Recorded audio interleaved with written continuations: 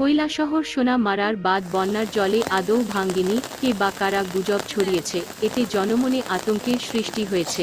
এ ধরনের গুজবে কান দেবেন না। আমরা চ্যানেল ২৪ ঘন্টার পক্ষ থেকে তৎকালীন ওই জায়গা পরিদর্শন করি এবং দেখতে পাই কোথাও বাঁধ ভাঙ্গেনি, কে বা কারা গুজব রটিয়েছে, তাই সত্য মিথ্যা যাচাই করবেন। আতঙ্কিত হবার কারণ নেই, বাঁধ এখনও ঠিক আছে, প্রশাসনিক এই ব্যাপারে তৎপর আছে, আমাদের পৌর পরিষদের চেয়ারম্যান সবকিছুর নজর রাখছেন।